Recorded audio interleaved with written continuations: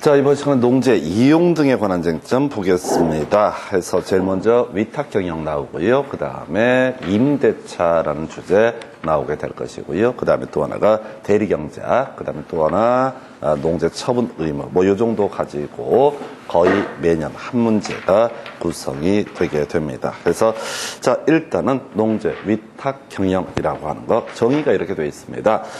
농지 소유자가 타인에게 일정한 보수를 지급하기로 약정하고 농작업의 전부 또는 일부를 위탁해서 행하는 농업 경영을 가리켜서 농지 위탁 경영이라고 정의를 하게 됩니다. 그래서 원래요, 경자 유전의 원칙에 따라서 농업인만이 농지를 소유할 수 있고, 농업이라고 하는 것은 누가? 농업인만이 직접 농업을 경영을 해야 됩니다. 자, 그런데 일정한 사유가 있게 되면 잠시 맡겨놓고 나서 어떻게 할 수 있다? 바로 위탁 경영을 소위 이제 다른 사람에게 농작업의 전부 또는 일부를 맡길 수가 있다. 해서 그냥 이게 교재와는 별개의 문제로 외우실 때 이런 식으로 하는 거죠. 아프거나 어디 가거나, 자, 농업인이 어디 아프거나 어디 갈 일이 생기면 어떻다, 돈 주고 농사를 맡길 수가 있다. 해서 나중에 임대차 기간 3년 미만이라든가 또는 농지 처분 의무 배제 이런 거 할 때도 다 똑같아요. 아프거나 어디 가거나 요걸로 다 끝내버리는 거야. 아프거나 어디 가는 경우 어떻다? 위탁 경영을 할 수가 있다. 아프는 경우 볼까요? 질병이라고 하는 거 특별히 문제 안 되죠. 자, 포인트 숫자 갖고 장난칩니다. 부상으로 3월 이상의 치료가 필요한 경우, 그래서 작용할 수 없을 때는 이때는 어떻다? 위탁 경영을 할 수 있다 해서 2개월까지 2개월 또 뭐 예를 들어서 2개월 15일 뭐 이런 것들은 그냥 참고 자기가 농사 지어야 됩니다. 3개월 이상 질병 치료가 필요하다라고 한다면 이때는 부상으로 치료가 필요하다고 하면 이때는 위탁 경영을 할 수 있다. 그리고 이제 따로 외울 게 농업법인이 청산 중인 경우라고 했어요. 농업법인이 청산 중인 경우, 우리 앞에서 농업인의 요건 등을 논함에 있어서 농업법인이라는 개념이 있었고요. 이 농업법인이라고 하는 것, 스토리가 이렇게 갔었죠. 바로 업무 집행권을 가진 자 3분의 1 이상이 농업인의 요건을 충족하게 되면 이것은 어떻다? 농업법인에 해당이 되게 된다. 그래서 농업법인이요, 이제 문 닫는 과정을 우리가 뭐라고 한다? 청산. 얼마나 아팠으면 문을 닫겠습니까? 이렇게 말을 만들어야 돼. 먹고 살기 힘들어요. 이런 거 말 만들기. 그래서 농업법인이 소송 중인 경우, 뭐 이런 게 시험에 나왔었다고. 그래서 청산 중인 경우, 법인이 겁나 아프면 뭘 한다? 문을 닫는다. 문을 닫는 과정, 청산 중인 경우, 이때는 농지를 놀리기 그러니까 바로 위탁 경영을 할 수가 있다라고. 요거 하나 좀 특이한 거고요. 나머지 어디 가거나부터 이제 가볼까요? 아이들이 7살, 8살이 되게 되면 학교 갑니다. 그래서 자, 취하기를 할 목적을 할 때는 어떻다? 이때는 위탁 경영할 수 있다. 이건 이런 식이죠. 굳이 해석하면은 이 사람이 20살, 20몇 살이 돼서 갑자기 대학을 다니게 된다. 그러면 이때 더 어떻게 할 수 있다? 위탁 경영을 할 수 있다. 뭐 이런 얘기인데, 하여튼 애들 7, 8살 되면 학교 갑니다. 그 다음에 이제 학교를 가게 되고 좀 더 나이가 들게 되면 군대도 가야 되죠. 그래서 징집 또는 소집 나와 있죠. 예, 군대 갑니다. 그러면 위탁 경영하고 갈 수가 있다. 농지 처분하지 않아도 된다. 자, 이제 군대 갔다 와서 자, 사회에 다시 복귀를 하고요. 조금 형편이 되나 봅니다. 해서 선거에 따른 공직 취임이라고 하는 거, 인생이 풀린 거죠. 해서 선거에 따른 공직 취임. 이건 뭐 국회의원이 될 수도 있고 지방의회 의원이 되는 것도 당연히 포함이 됩니다. 그러면 국회의원이 되거나 지방의회 의원이 되면 농사 못 짓거든요. 바빠서. 그때는 처분을 해야 되는 것이 아니라 위탁 경영을 할 수가 있다. 예, 그 다음에 이제 뭐 여의도도 가고, 인생 진짜 많이 풀린 분들 마지막 코스가 교도소 되겠습니다. 해서 바로 교도소에 수용 중인 경우, 자, 이때도 어떻다? 바로 위탁 경영을 할 수 있다. 스토리가 이렇게 하는 거야. 어디 가거나 학교 가고 군대 가고 여의도 가고 더 성공한 사람만이 갈 수 있다는 교도소, 의왕교도소, 안양교도소, 뭐 그런 거 있지 않습니까? 그래서 뭐 전직 대통령쯤 되게 되면은 꼭 이제 한번 가줘야 되는 게 의왕시에 주소지를 좀 두게 되죠. 그래서 하여튼 간에 이제 교도소에 수용. 그 다음에 이제 아주 멀리 여행 가는 거 3월 이상 국외 여행, 멀리 여행 가야 됩니다. 국내 여행은 여행으로 안 칩니다. 위탁 경영 안 되고요. 3월 이상의 국외 여행이라고 하는 거. 자, 이게 포인트라고. 뒤에 숨어 있으니까 3월 이상의 국외 여행이라고 하는 거. 3월 이상의 국외 여행. 그리고 여러분 교재 보시게 되면 이번에 좀 어려운 게 나왔어요. 자, 뭐가 나왔냐면 다음에 어느 하나에 해당하는 자, 재배작물의 종류별 주요 농작업의 3분의 1 이상을 자기가 농업에 자기의 노동력에 의존하되 1년 중 30일 이상 또 농사를 짓게 된다. 그러면 일부 3분의 2 부분은 어떻다? 위탁 경영을 할 수 있다. 그래서 자, 앞에서 지금까지 주로 나왔던 것은요, 이제 아예 다 맡기고 전부를 맡기는 경우였었고, 최근 30회 문제에서 어려움도 구성이 됐어요. 자, 이 사람이 농사를 짓습니다. 3분의 1 이상의 농작업을 담당을 하고, 그 다음에 30일 이상 농업에 종사한다라고 전제가 되게 되면 나머지 부분에 대해서는 어떻다? 위탁 경영할 수 있다. 다시요, 33입니다. 그저 33이에요. 그저 다 33. 시골에는 다 3자 돌림이야. 그래서 가면 애들 이름도 삼식이, 삼돌이, 삼순이 이렇게 이제 이름을 촌스럽게 짓습니다. 그래서 하여튼 간에 시골은 다 3 시리즈로 끝난다. 이런 식으로 말을 만들어야 돼요. 시골은 다 뭐로 끝난다? 3으로. 그래서 3분의 1 이상 그리고 30일 이상 자기가 농작업에 종사하면 나머지 부분에 대해서 어떻다? 위탁 경영을 할 수 있다 해서 이게 하도 많이 나오다 보니까 이 뒤에 있는 3분의 1 그 다음에 30일 이 주제를 지금 이제 30회 때 출제가 되게 됩니다. 자, 그러다 치고요. 일단 쉬운 것부터 가십시다. 아프거나 어디 가거나 라고 돼 있죠. 그래서 아프거나 어디 가는 경우 어떻다? 전부 또는 일부의 위탁 경영이 가능하다. 그래서 아프거나 라고 해서 질병, 부상으로 3월 이상 치료, 농업법인이 청산 중인 경우, 어디 가는 경우, 취약, 징집, 그 다음에 선거에 따른 공직 취임이 있겠고, 교도소 갈 수 있겠고요. 예, 그 다음에 이제 3월 이상의 국외 여행이라고 하는 것. 그리고 지금 이제 교재에 나와 있는 제일 어려웠던 것이, 바로 3분의 1 이상, 30일 이상 농사를 짓게 되면 일부를 어떻다? 위탁 경영을 할 수 있다 해서 3분의 1, 30일이라고 하는 거. 그래서 결국 이제 농지법은요, 아까 우리 농지 정의 제외할 때, 그거 얘기할 때 제외하고 대부분 3시리즈입니다. 그래서 3개월, 3년 이런 식으로 다 3으로 끝나게 된다. 이렇게 설명을 드리겠습니다. 그래서 여러분 교재 303페이지 지문 가지고 가보겠습니다. 303페이지 농지 소유자가 타인에게 일정한 보수를 지급하기로 약정을 하고 농작업의 일부를 위탁 경영하여 행하는 농업 경영을 소위 위탁 경영에 해당한다 해서 전부를 맡기는 것도 가능하고요. 일부를 맡기는 것도 위탁 경영. 다만 아까 3분의 1 이상 부담하고요. 농업을 담당하고 30일 이상 농업에 종사하면 나머지 3분의 2 부분까지 어떻다? 위탁 경영하는 것도 가능하다 해서 일단 위탁 경영의 정의는 전부를 맡기는 것도 가능하고 일부를 맡기는 것도 위탁 경영에 해당이 된다. 이런 식의 문제고요. 자, 이 문제가 되게 많이 나왔어요. 자, 25회 때부터 시작해서 29회, 30회 이런 식으로 위탁 경영 시리즈가 많이 구성이 됐었고요. 이렇게 많이 나오는 문제 드물죠. 해서 자, 일단 1번 문제 25회 문제부터 검토해 보겠습니다. 농지 소유자가 소유 농지를 위탁 경영할 수 있는 경우는 이렇게 되어 있습니다. 자, 국내 여행 해당되지 않습니다. 1년이고 2년이고 국내 여행은 위탁 경영 사유가 아니에요. 어디 가거나 멀리 가야 돼, 멀리 가야 돼, 멀리 가야 돼. 멀리는 해외여행을 얘기하게 됩니다. 그래서 자, 3월 이상 해외여행, 국외여행 이렇게 가야겠고요. 두 번째, 농업법인이 청산 중인 경우 이렇게 가야 되죠. 이걸 소송 중인 경우 이렇게 장난을 치고 있습니다. 많이 아픈 거예요. 청산 중인 경우. 그 다음에 3번, 농작업 중에 부상으로 2개월간의 치료. 틀렸죠? 자, 치료는 얼마? 3개월. 그 다음에 이제 답은 4번인가요? 구치소의 수용 중에서 작용할 수 없는 경우.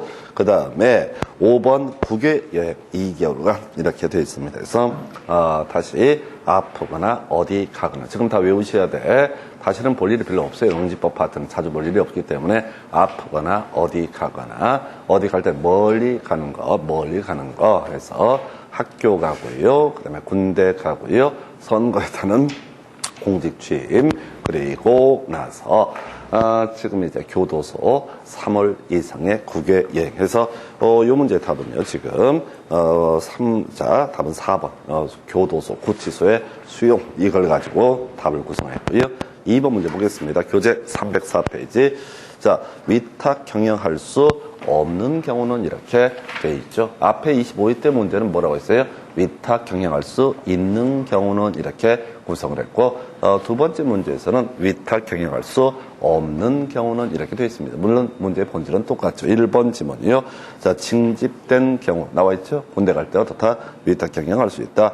6개월간 미국을 여행 중이다 라고 하는 거, 국외 여행 3개월 이상에 해당이 됩니다. 선거에 따른 지방의회 의원 취임으로 작용할 수 없는 경우, 자, 선거에 따른 공직 취임도 위탁 경영 사유가 될 것이고요. 농업법인이 청산 중인 경우라고 되어 있고요. 그 다음에 이제 교통사고로 2개월간의 치료에서, 자, 부상으로 3월 이상의 치료라고 하는 거, 부상으로 3월 이상의 치료가 필요할 때 위탁 경영할 수 있다. 이렇게 해석을 하게 됩니다. 그래서 답은요, 5번으로 구성을 했습니다. 자, 그 다음에 이제 3번 문제. 이 문제가 이제 그동안 나왔던 것보다 상당히 난이도를 올려서 구성을 했습니다. 농작업의 일부를 위탁 경영하는 경우, 3개월, 그 다음에 3분의 1, 그 다음에 또 하나가 30일이라고 하는 거. 자, 그래서 기억본 보니까 과수를 위탁 경영할 수 없는 경우를 나열하시오라고 되어 있네요. 자, 우리가 주로 공부했던 건 위탁 경영할 수 있는 경우를 위주로 공부를 했습니다. 해서, 자, 지금 기억본이 좀 어려웠어요. 과수를 가지치기, 열매 속기, 그 다음에 재배관리, 수확하는 농작업을 1년 중 4주간 직접 종사하는 경우라고 해서 아까 이렇게 돼 있었죠. 3분의 1 이상 또는 얼마 30일 이상 해서 4주는 안, 30일 이상에 해당이 안 되죠. 4, 7에 28, 28일밖에 안 되잖아요. 그래서 이건 위탁 경영할 수 없다라고 하는 거. 3분의 1 이상을 농작업에 종사하거나 30일 이상을 농작업에 종사하게 되면 어떻다? 위탁 경영할 수 있다. 아프지 않아도 어디 가지 않더라도 이렇게 게으름 피우는 거야. 농사 짓는 게 싫어가지고 30일 이상 또는 3분의 1 이상을 농작업에 종사하게 되면은 자, 일부러 어떻다? 위탁 경영을 할 수가 있다라고 하는 거에서 그래서 이게 기억본이 되게 어렵게 해서 위탁 경영 사유 아니었었고요. 그다음 니은번 6개월간 대한민국 전역을 일주하는 이건 당연히 아니죠. 해외여행만 치게 됩니다. 그래서 일단 이 문제는 그동안 문제를 분석을 하게 되면 니은은 무조건 제거를 해야 되는 거죠. 기억번은 어려우니까 새로 나온 문제니까 별로는 치고 니은번은 일단 제거하고 봐야 되죠. 니은을 제거하게 되면은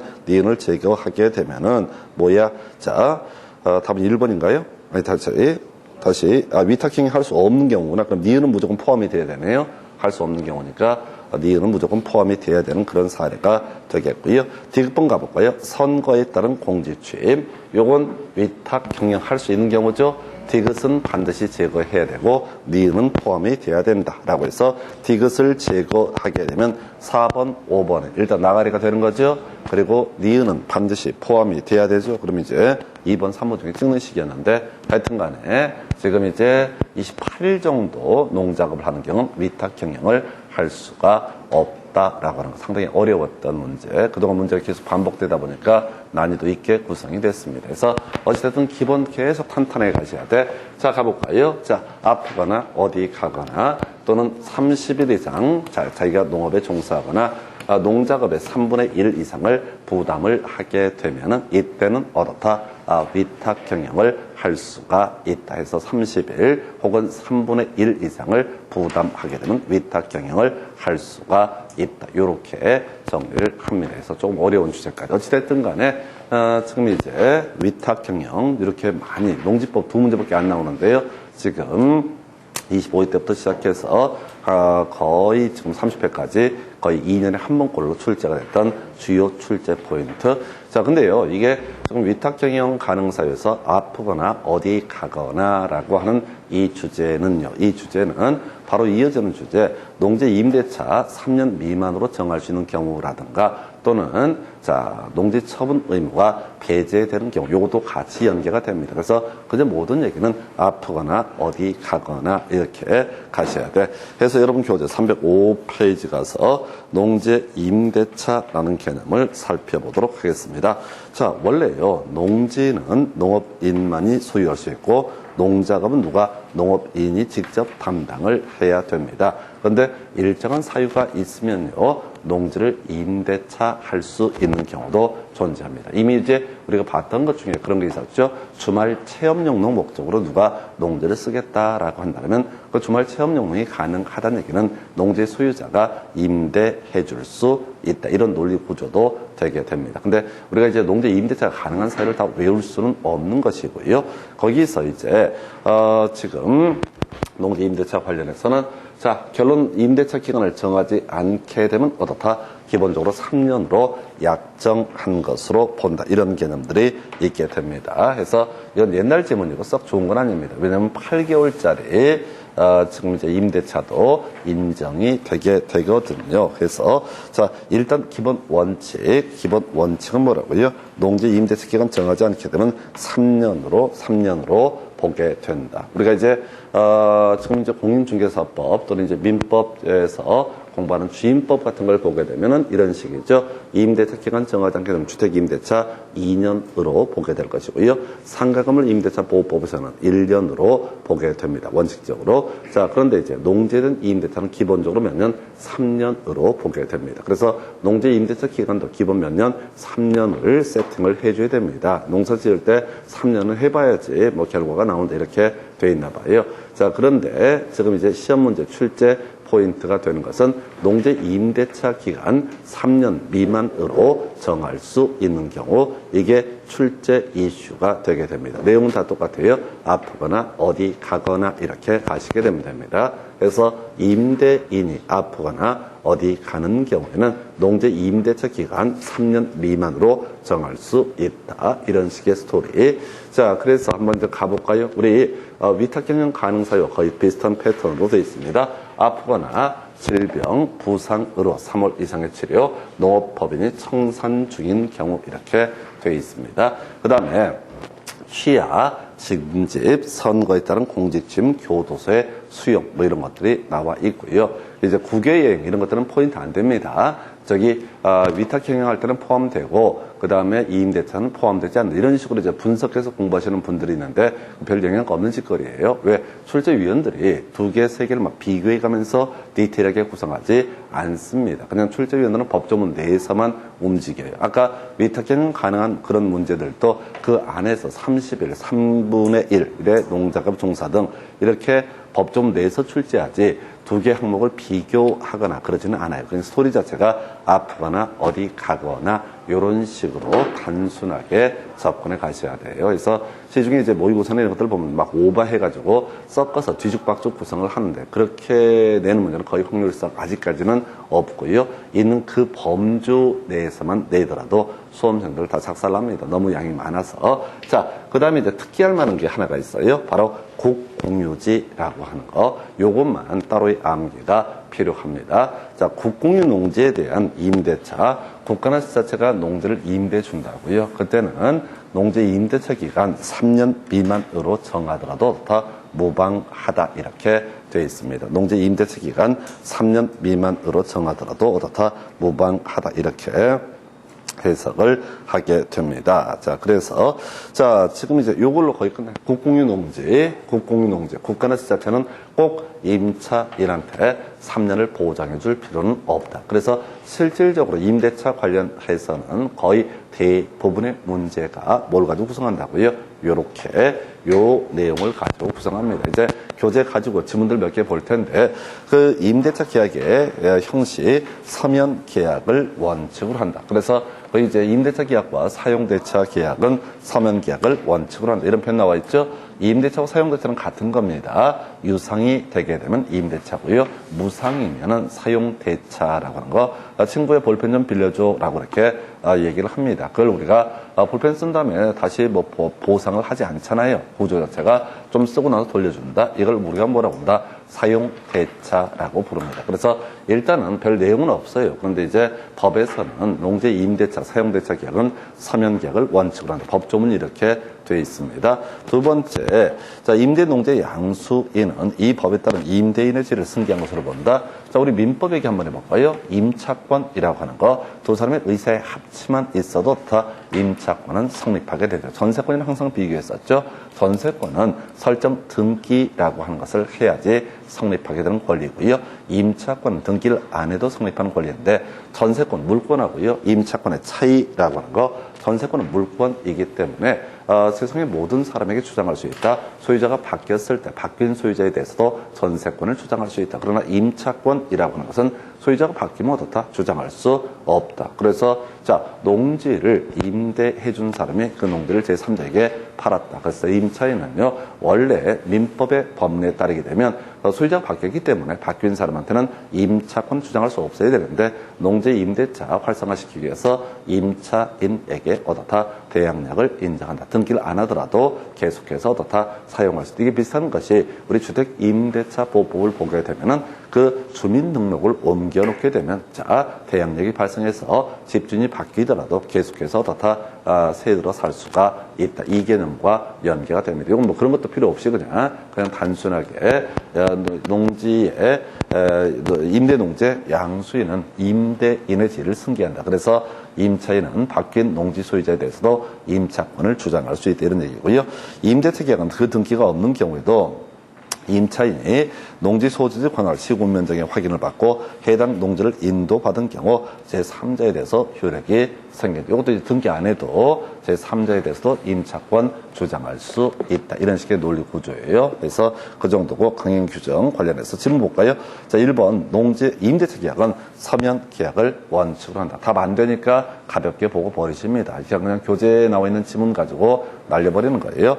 자, 임대 농지 양수인은 농지법에 따른 임대인의 지를 승계한 것으로 본다라고 되어 있고요. 3번 임대차 계약은요, 그 등기가 없는 경우에도 임차인이 시구 읍면장의 확인을 받고 해당 농지를 인도받으면 다음 날부터 제3자에 대해서 효력이 생긴다. 큰 의미 없고요. 4번 농지법에 위반된 약정으로서 임차인에게 불리한 것은 효력이 없다. 이런 식으로 돼 있어. 근데 이런 것들은 하나도 답이 안 돼. 그래서 이때 답을 뽑은 게 그 밑에 나와 있죠. 임대차 기간을 정하지 아니한 경우 자 5년 해서 틀리게 구성을 했습니다. 그래서 임대차 기간은 기본 3년으로 해석을 하게 됩니다. 그래서 앞에 4개 지문은요, 이 임대차 기간 얘기 한번 물어보려고 깔아준 지문이고요. 다 오래전 24회 때 문제인가요? 영양가 없는 지문. 그럼 이제 이 문제에서 출제 이슈가 되는 게 뭐라고요? 농지 임대차 3년 미만으로 정할 수 있는 경우, 이렇게 해석을 하죠. 아까 우리가 위탁 경영 관련해서 25회 때, 그 다음에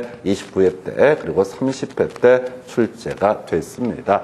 자, 그리고 나서 지금 뭐라고요? 여기. 자, 농지의 임대차 3년 미만으로 정할 수 있는 경우, 임대인이 아프거나 어디 가거나, 그 다음에 국공유 농지의 임대차 관련해서는 다 임대차 기간 3년 미만으로 정할 수 있다. 미리 답 외우고 들어가십시다. 농지 임대차에서는 지금까지 모든 문제가 임대차 기간이라고 하는 것을 갖고 출제 포인트를 삼고 있다. 미리 마음에 준비하셔야 돼. 농지에 있어서, 농지 임대차에서는 뭐 서면 계약이고 뭐고 이런 것들 다 중요치 않고 모든 문제가 초점이 어디를 중심으로 굴러가고 있다. 임대차 기간이라고 하는 거. 농지 임대차에서는 무조건 뭐라고요? 임대차 기간. 기본 3년으로 본다던가 또는 3년 미만으로 임대차 기간을 정할 수 있는 경우 등 이렇게 구성을 하죠. 그래서 306페이지 관련 기출문제 볼까요? 농지 법령상 국공유 재산이 아닌 A 농지와 국유 재산인 B 농지를 임대차하는 경우에 관한 설명 옳은 건 상당히 어려웠어요. 근데 일단은 포인트가 뭐라고요? 임대차라고 하는 거. 임대차에서 출제 이슈가 뭐라고요? 임대차 기간이라고 하는 거. 1번부터 가보겠습니다. A 농지 임대차 기간 등기 있어야지. 자, 제3자에 대해서 효력이 있다. 아까 틀렸죠?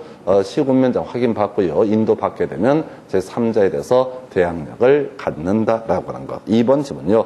임대인이 취약을 이유로 A 농지를 임대할 때 3년 이상으로 해야 된다. 틀렸죠? 자, 불가피한 사유, 아프거나 어디 가거나 하면 어떻다? 임대차 기간 3년 미만으로 정할 수 있다. 그 다음에 3번 임대인의 질병을 이유로 A농지를 임대했다가 같은 이유로 임대차 계약을 갱신할 때 3년 이상 틀렸죠? 질병은 무조건 어떻다? 3년 미만으로 정할 수 있다라고 할 것. 4번 A농지의 임차인이 그 농지를 정당한 사유 없이 농업 경영에 사용하지 아니할 경우 자 시구 읍면장 농지 소재지 읍면장은 임대차 종료를 명할 수 있다. 뭐 이런 거 없습니다. 너무너무 어려웠던 주제예요. 자 그 다음에 이제 답은 5번인가요? 자, 비농지 임대차 기간 3년 미만으로 할 수 있다. 그래서 국공유 농지의 임대차 기간 뭐야? 3년 미만으로 할 수 있다. 이 중에 제일 어려운 건 4번이고요.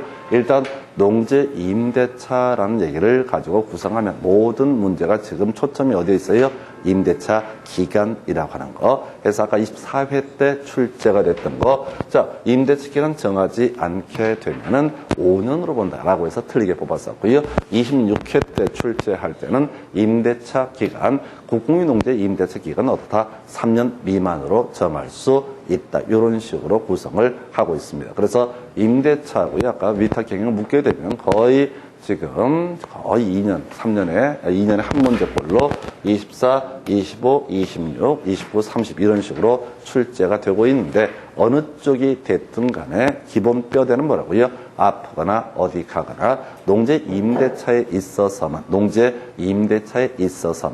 특기할 만한 사안이 하나 있었죠. 농지 임대차에 있어서만 바로 지금 이제 국공유 농지 관련해서는 임대차 기간 3년 미만으로 정할 수 있다라고 하는 거. 국가지자체가 빌려줄 때 꼭 3년을 채워줄 필요는 없다라는 의미. 국가지자체가 필요하다면 3년 미만으로 임대차 기간을 정하는 것도 가능하다. 물론 이제 전체 그림 아프거나 어디 가거나라는 개념을 정확하게 숙지해 주시는 것이 필요합니다. 그래서 이게 이제 임대차 얘기고요. 자, 그 다음에 대리 경작이라는 주제가 나와 있나요? 그래서 자, 우리가 앞에서 그런 말씀을 드렸습니다. 주로 문제 구성을 해갈 때 농지법은 3333333 기본이 다 3시리즈로 끝난다. 부상으로 치료도 3월 이상, 국외여행도 3개월 이상. 아까 농작업 30일 이상, 농작업 자기가 30일 이상 운영하면서 위탁 경영할 수 있다라고 하는 거. 또 농작업의 3분의 1 이상을 담당하면서 뭘 할 수 있다?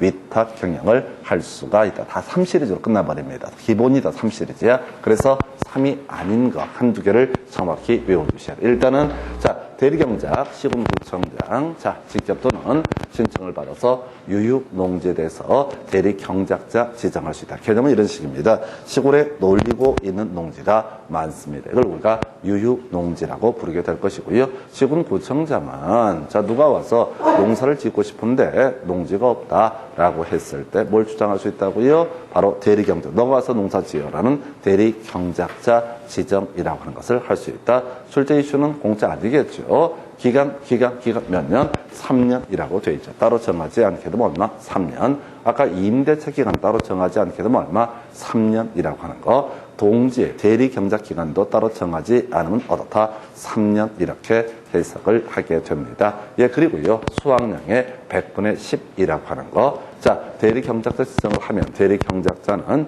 농지 소유자 혹은 기존의 임차인 등에게 얼마?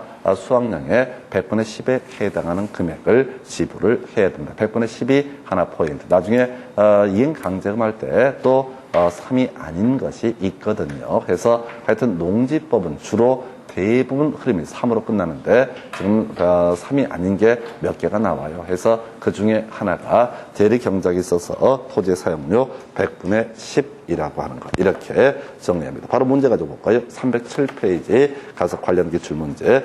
자, 보니까 이렇게 되어 있습니다. 유휴농지를 대리 경작하는 경우 대리 경작자는 수확량의 100분의 10을 그 농지 소유자 임차인에게 사용료로 지급을 해야 된다 해서 100분의 10 있었고요. 두 번째, 아까 한번 설명드렸던 개념이 있죠. 농업법인이라고 하는 거. 우리가 이제 농업인은 이런 식이었습니다. 자, 부지면적 1,000 이상, 고정시군실 330 이상, 노동일수, 농업은 90일, 축산업은 120일, 연감 판매 120만 원 이상 인자, 꿀벌 10군 이상을 사용한 자 등 있었고요. 농업법인은 농업회사 법인 중에서 업무 집행권을 가진 자 3분의 1 이상이 농업인의 요건을 충족하게 되면 그 농업회사 법인도 농업법인으로 보게 될 것이고, 그래서 그 사람도 농지를 소유할 수 있다 해서 100분의 10에 3분의 1 해서 답은 2번으로 구성을 한 사례가 되겠습니다. 농지법의 주된 출제 경향 중에 하나가 이런 식이에요. 양은 대단히 많고 하다 보니까 여러 가지를 한꺼번에 묶으면 바로놓기 형태로 주로 문제 구성을 하게 됩니다. 그래서 이렇게 해서 대리 경작이라는 개념 설명드렸고요. 자, 넘어가서 농지 처분 의무 등에 관한 주제 확인해 보도록 하겠습니다. 자, 농지는요, 농업 용도로 활용을 해야 됩니다. 농지는 어떻다고요? 농업 용도로 활용을 해야 됩니다. 농지는요, 농업 용도로 활용을 해야 됩니다. 이게 기본 논리 구조가 되게 되는 거예요. 자, 그런데 농지를 농업 용도로 활용하지 않게 되면 이 사람은 농지를 소유할 자격이 없는 사람입니다. 그래서 이 농지를 어떻다? 처분할 의무가 발생한다. 그럼 답을 외우셔야 돼. 농지 처분 의무라는 게 너무 많아서 다 외우실 수 없습니다. 아프거나 어디 가거나 그냥 이렇게 단순히 시키면 돼. 아프거나 어디 가거나 하는 경우에는 이 사람이 농사를 안 짓고 싶어서 안 짓는 것이 아니기 때문에 바로 이때는 뭘 할 수 있다고요? 바로 처분 의무가 폐지가 되게 된다. 그래서 외울 게 뭐라고요? 아프거나 어디 가거나라고 해서 자, 질병으로 인해서 휴경하는 경우 뭐로 나와 있죠? 취약에 따라서 징집, 소집 나와 있고요. 그리고 하나 더 보게 될 것이 선거에 따른 공직 취임까지 나와 있어요. 아프거나 어디 가거나 이런 경우에는 자, 이게 이제 농지 처분 의무가 발생하면 원래 1년 내에 처분할 의무가 발생하게 될 텐데 이런 사유 때문에 바로 자, 농사를 짓지 않는 경우 이런 경우는 처분 의무가 없다. 그래서 모든 문제가 처분 의무의 폐지라고 하는 거 이걸로 귀결되게 됩니다. 그래서 이렇게 보셨고요. 자, 그 다음에 이제 이런 처분 의무가 만약에 있다. 폐지가 아니다. 그러면 농지 처분 명령이라는 것을 시군구청장이 때리게 됩니다. 그래서 이 처분 명령의 유예라고 하는 것도 있을 수 있는데 시험에 나오지 않고요. 문제는 이제 매수 청구하고 이행 강제금이라는 것이 있습니다. 자, 농지 처분 사유에 해당됐고 배제 사유가 아닙니다. 그럼 이제 이 사람은 처분 의무가 있게 되는데 처분 명령을 내렸더니만 이 사람이 선택하는 것 중에 이런 게 있겠네요. 하나가 바로 매수 청구라고 해서 야, 농지를 팔고 싶어도 사줄 사람이 없다. 한국농어촌공사 니들이 사달라라고 하는 것이 매수 청구. 그럼 이제 이 농어촌공사는 이때 공시지가를 기준으로 매수할 수 있다. 이 얘기는 이제 도와줄 필요가 없다는 얘기죠. 얘는 불법적으로 농지를 알아서 처분한 것도 아니고 걸려가지고 처분하려니까 이제 와서 사달라고 얘기를 하게 됩니다. 그러니까 싸가지 없거든. 그래서 공시지가를 기준으로 매수할 수 있다. 포인트는 한국농어촌공사. 저는 시험에 한국토지주택공사 이런 게 던져준다고 아까 제가 말씀드렸다시피 공법의 영역에서 주로 문제가 되는 것이 뭐라고요? 지금 이제 공적인 주체하면 토지공사가 대부분인데 농지법하고 토지공사는 아무런 관련이 없다라고 하는 거. 그래서 요렇게 설명을 드리게 됩니다.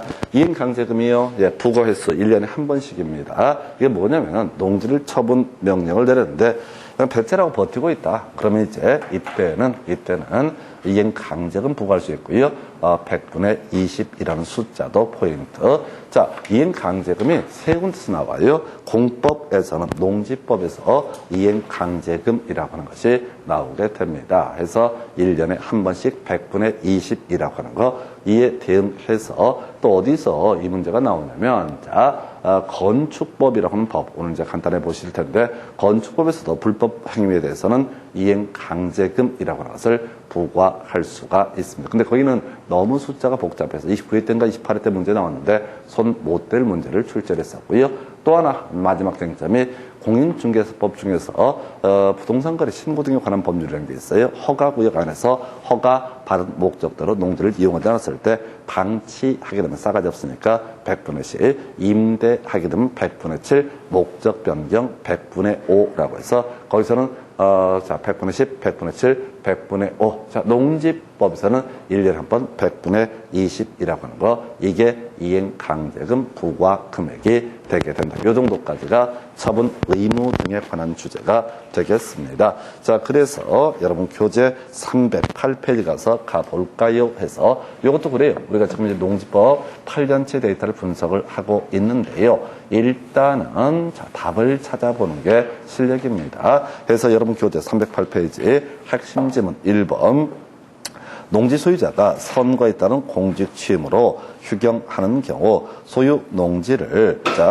자기의 농업 경영에 이용하지 않더라도 처분 의무가 면제된다. 제일 중요한 쟁점이라고 그랬어요. 자, 아프거나 어디 가거나 하게 되면 어떻다? 처분 의무가 면제되게 된다. 자, 이 하나를 찾아내기 위해서 나머지 쓸데없는 지문을 쭉 봐야 돼요. 그래서 특히 이제 공법 같은 데서는 문제를 풀어가는 테크닉 자체가 정확하게 한두 개 외워서 그걸 찾아가는 게 지혜가 되겠습니다. 왜? 나머지가 너무 어렵거든요. 2번 지문이요.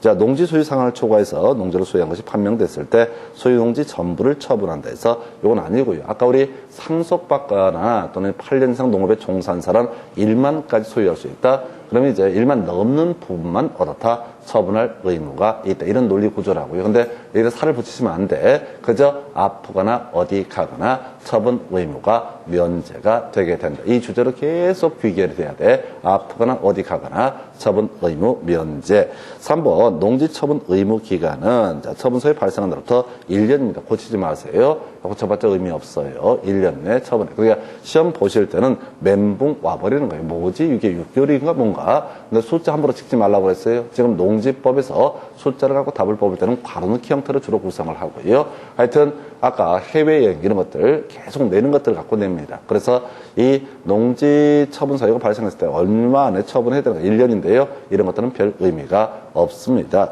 자, 4번 제일 어려워요. 농지 도용 신고를 하고 농지를 취득한 자가 면제된다. 나와 있죠? 다 읽지 말고 면제된다. 나와 있죠? 면제된다. 뭐 들어가야 돼? 아프거나 어디 가거나. 면제된다 앞에 뭐가 있어야 된다고요? 아프거나 어디 가거나. 면제된다. 처분 의무가 면제된다라는 명제가 있으면 어떻다고요? 아프거나 어디 가거나. 이렇게 안 하고요. 이걸 일 없이 읽어버리잖아요. 머리가 터져버립니다. 머리가 터져버린다고요. 아프거나 어디 가거나만 어떻다? 면제되게 된다. 이렇게 치고 가셔야 돼요. 아프거나 어디 가거나 어떻다? 면제되게 된다. 아프거나 어디 가거나 들어가면 어떻다? 면제된다. 그래서 제가 부탁을 드리잖아요. 이 지문을 보실래? 또박또박 보시는 순간 멘붕 와버립니다. 아니, 선생님 듣도 못한 얘기 막 시험장에서 나온다고 쳐봐요. 정신이 혼란해져요. 그러니까 제가 분석해서 요거 다 뽑으니까 요거나 쳐 외웁시다라고 하면 그것만 탈탈탈 무식하게 아주 그냥 아무 생각하지 말고 제가 그런 말씀 드렸잖아요. 생각 좀 하지 말라고 뭐 한다고 생각을 해요. 그래서 그냥 기계적으로 이건 되게 양이 너무 많기 때문에 중간중간 얘기를 생각을 하시면 안 된다고. 지금은 좀 나아요. 이게 조금 머리에 먹물 좀 들어가게 되면은 한 서너 달 하시잖아요. 아, 독자적으로 제가 생각하지 말라고 그렇게 해도 독자적으로. 아니. 이게 잠깐만. 내가 보기에 이거는 뭘 봐. 뭐 아는 게 뭐 있다고. 그래서 그거를 지워내셔야 돼. 이게 골로 가는 지름길이 거기에요. 생각하는 사람들. 얼마나 가스로운데요. 저희 공부한 지 한 4년, 5년 돼서 겨우 원리를 깨달았다고. 공법은 실질적으로 한 과목만 가지고 한 6년 공부하니까 대충 이 법정 구조가 눈에 들어와요. 외워봤자 다 허공이야.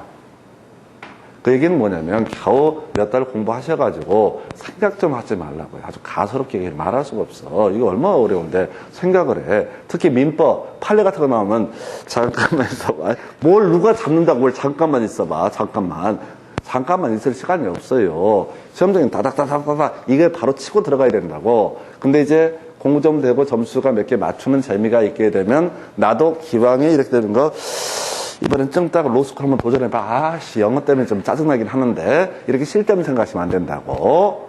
그러니까 단순화시켜야 돼요. 이거는 그냥 증 따는 게 능사인 거고 증 따는 게 목표가 돼야 되지 이걸 갖고 고민하고 생각하고 그러니까 저희 이제 학원 할 때 가끔 상담 오시면 뭐 실력도 쌓고 뭐 이런 식으로 얘기하는 사람이 있어요. 가소롭기가 이루 말할 수가 없어요. 공부도 못하면서 그러니까 겨우 초등학교 1학년 올라가면서 서울대에 뭐 의대를 들어가야겠다 뭐 이런 계획 세우는 거 똑같은 거야. 그러면 만약에 12년씩 공부할 의욕이 있으면 그렇게 돼. 근데 그렇게 할 것도 아니면서 마음은 벌써 서울대 의전을 들어가려면 이거를 저 미치겠네. 좀 창의적으로 웃기고 있어. 복덕방 자격증 따는 복덕방. 아니 그게 이걸 이렇게 생각하셔야 된다고. 복덕방이다라고 생각하고 아니 공부할 방법이 머리에서 먹물을 빼고 진잠을 빼야 된다고요. 그러니까 아프거나 어디 가거나 얼마나 없어 보여 솔직히.